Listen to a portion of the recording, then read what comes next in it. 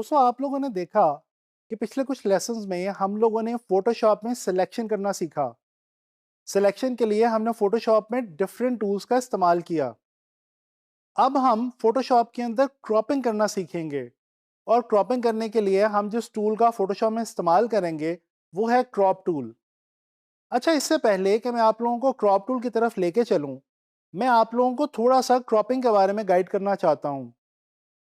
दोस्तों आप लोग जानते हैं कि जब आप फेसबुक वगैरह पे अपनी कवर फोटो वगैरह लगाने लगते हैं तो सबसे पहले आप अपने इमेज को क्रॉप करते हैं, यानी कि आप रिक्वायर्ड एरिया को रखते हैं और नॉन रिक्वायर्ड एरिया को रिमूव कर देते हैं। यही काम अब हम फोटोशॉप में बेहतर तरीके से करना सीखेंगे। तो चलें चलते हैं फोटोशॉप में क्रॉप टूल की तरफ। दोस्तों ये आप देख सकते हैं कि आपके सामने मैंने एक इमेज ओपन किया हुआ है जो कि एक बहुत खूबसूरत इमेज है और इसके अंदर कुछ बच्चे आप देख सकते हैं। अच्छा, अब फॉर एग्जांपल आप इस इमेज में से किसी 2 या 3 किड्स को जो है वो सिलेक्ट करना चाहते हैं और बाकी का जो इमेज है उसको अगर आप नहीं रखना चाहते, तो डेफिनेटली आपके पास जो सबसे बेस्ट टूल है इस काम को करने के लिए वो है क्रॉप टूल। तो चलें देखते हैं। इससे पहले कि मैं कोई विद इन इमेज क्रॉपिंग करूं, सबसे पहले तो मुझे ये करना होगा कि मुझे अपने कैनवस को क्रॉप करना होगा इस इमेज के अकॉर्डिंगली। क्योंकि आप देख सकते हैं कि जो हमारा कैनवस है वो बड़ा है और जो हमारा इमेज है वो उससे थोड़ा-सा छोटा है। तो ये करने के लिए दोस्तों हम यहाँ पे आएँगे टूल बार पे। टूल बार पे ये देखें क्रॉप टूल यहाँ पे अवेलेबल है हमारे पास। इसकी जो शॉर्ट की है वो है सी। तो जैसे ही आप सी प्रेस करेंगे, आप कीबोर्ड के ऊपर जो क्रॉप टूल है ये ओपन हो जाएगा। अच्छा, क्रॉप टूल को अगर आप क्लिक करके होल्ड करेंगे तो आप देखेंगे कि इसके अंदर 3-4 टूल्स हैं, जिनमें से जो बहुत इंपॉर्टेंट हैं वो जो फर्स्ट 2 टूल्स हैं, वो एक तो ये क्रॉप टूल और फिर उसके बाद पर्सपेक्टिव क्रॉप टूल। तो पहले देखते हैं जी क्रॉप टूल को। अच्छा, ये हमने यहाँ से क्रॉप टूल सेलेक्ट किया। अब इसके बाद आप देख सकते हैं कि ये एक बॉक्स सा बन गया आपके पूरे कैनवस के ऊपर। आपने करना ये है कि इसको यहाँ से आप होल्ड करके यहाँ पे लेके आएँगे। अब ये देखें कि ये जो ऊपर वाला ग्रे एरिया हो चुका है, ये बेसिकली अब एरिया क्रॉप होने लगा है। ये एरिया अब आपके इमेज में से निकल जाएगा, डिलीट हो जाएगा। इसी तरह से मैं नीचे से इसको होल्ड करता हूँ और मैं यहाँ पे इसको ड्रैग करता हूँ ऊपर की तरफ। अब ये आप देख सकते हैं कि ये ग्राफ सा बना हुआ नज़र आ रहा है आपको और इस ग्राफ के ऊपर और नीचे जो है वो ग्रे एरिया नज़र आ रहा है। ये जो ग्रे एरिया है ये हम अब बिल्कुल इस इमेज में से निकालने लगे हैं। अच्छा, अब इसके लिए 2 तरीके हैं, या तो आप यहाँ पे इसको डबल क्लिक कर सकते हैं ऐसे, या फिर दूसरा तरीका आपके पास ये है कि आप इसको जो ऊपर जो आपके पास यहाँ पे क्लिक का साइन बना हुआ नज़र आ रहा है, इसको आप अगर प्रेस कर देते हैं, तो भी आपकी क्रॉपिंग जो है हो जाएगी। अगर आपको लगता है कि क्रॉपिंग सही नहीं हुई और आप उसको जो है एग्ज़ीक्यूट नहीं करना चाह रहे, तो दोस्तों ये जो क्रॉस का साइन यहाँ पे बना हुआ नज़र आ रहा है आपको स्क्रीन पे, इसको आप क्लिक कर देंगे। तो फिलहाल अब मैं टिक को क्लिक करता हूँ और ये देखें, मेरा जो कैनवस है, वो बड़ी आसानी से क्रॉप हो चुका है और मेरे सामने अब ये बच्चों का जो इमेज है, ये मौजूद है। अच्छा, जैसे कि अभी मैंने आपको थोड़ी देर पहले बताया था कि अगर मैं इस इमेज के अंदर से भी कुछ एरिया रखना चाहूँ और कुछ एरिया जो है वो डिलीट करना चाहूँ, तो वो भी मैं क्रॉप टूल से बड़ी आसानी से कर सकता हूँ। ये देखें जी, हम क्रॉप टूल पे जाते हैं और यहाँ पे हम ड्रैग करते हैं माउस को। फॉर एग्ज़ाम्पल मैं इन 3 बच्चों के ऊपर माउस को ड्रैग कर रहा हूँ। अब ये देखें, ये मेरा एक ग्रिड बना हुआ आ गया। अब इस ग्रिड का मतलब है कि ये जो ग्रिड है ये हमारे इमेज की रहेगी और जो इस ग्रिड के बाहर का एरिया है, यानी कि ये जो 2 बच्चों के इमेजेस हैं, ये हमारे पास अब नहीं रहेंगे।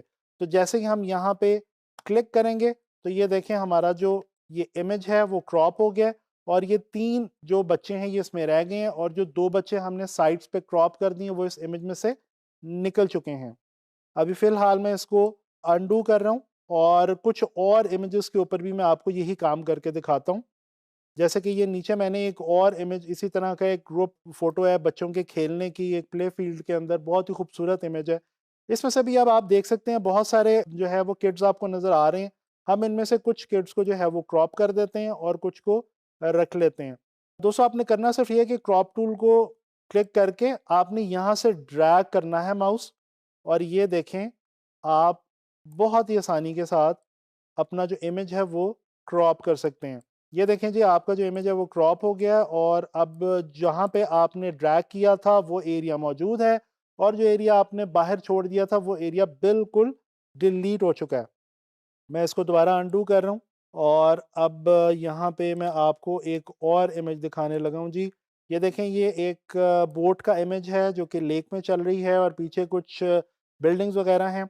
अगर मिसाल के तौर पे हमें सिर्फ ये बोट चाहिए और इसके बाहर का इमेज जो है वो हम नहीं चाहते, तो हम यहाँ से इसको ड्रैग करेंगे क्रॉप टूल की मदद से, और ये देखें जी, ये हमारा जो बोट वाला इमेज है ये क्रॉप हो जाएगा।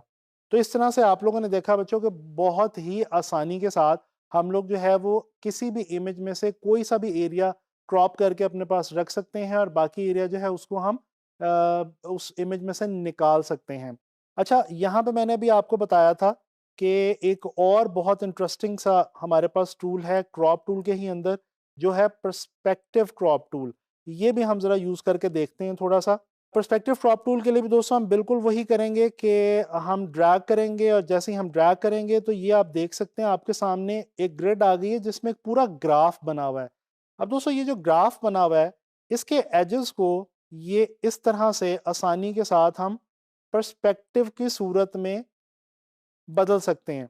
और जैसे ही हम इसको पर्सपेक्टिव देंगे और इसके बाद मैं क्रॉप के ऊपर क्लिक करूंगा, तो आप देखेंगे कि ये जो इमेज है ये क्रॉप तो होगा ही, लेकिन इस इमेज के अंदर एक खास किस्म का पर्सपेक्टिव भी आ जाएगा। ये देखें, ये मैंने पर्सपेक्टिव क्रॉप के थ्रू इस इमेज को क्रॉप किया और आप देख सकते हैं कि वो जो बच्चों का इमेज है वो ना सिर्फ क्रॉप हुआ बल्कि उसमें एक खास पर्सपेक्टिव भी ऐड हो गया है।